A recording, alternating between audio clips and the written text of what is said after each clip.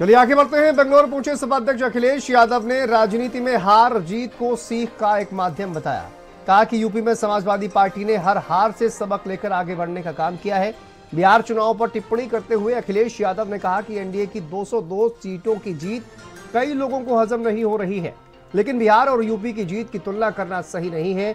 दोनों राज्यों की राजनीति और परिस्थितियां अलग हैं, इसीलिए जनता के फैसले का सम्मान किया जाना चाहिए। देखिए, चुनाव हार जीत और उसे सीख मिलती है।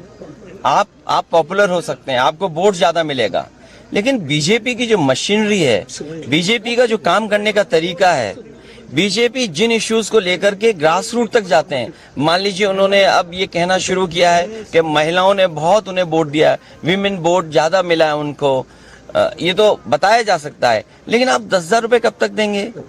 आप सम्मान का जीवन नहीं देना चाहते हैं। अच्छा, उन महिलाओं को आप 10,000 दे रहे हो जिनके पति परिवार के लोग एक साथ नहीं रह सकते हैं।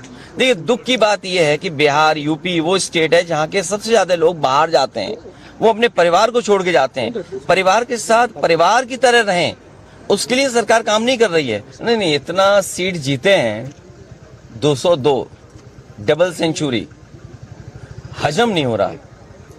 आई am not able to understand कि भाई ये रिजल्ट कैसे, अगर 202 आ सकते हैं, 202 आ सकते हैं, तो जिस स्टेट में ज्यादा सीटें हैं, तो अगर 70% 80% सीटें कोई पॉलिटिकल पार्टी जीत सकती है, तो दूसरी पॉलिटिकल पार्टी भी 90% लोगों के साथ काम करके, 90% लोगों के साथ काम कर करके, मैं समझता हूं उनसे बेहतर परफॉर्म कर सकते हैं। क्योंकि अगर ये बेंचमार्क है, तो इस बेंचमार्क को तो क्रॉस करना ही करना है हमें।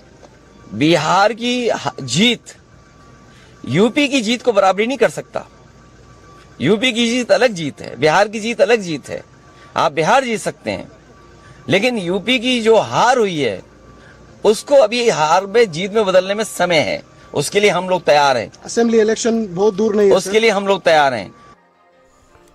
चलिए आगे बढ़ते हैं। सोनभद्र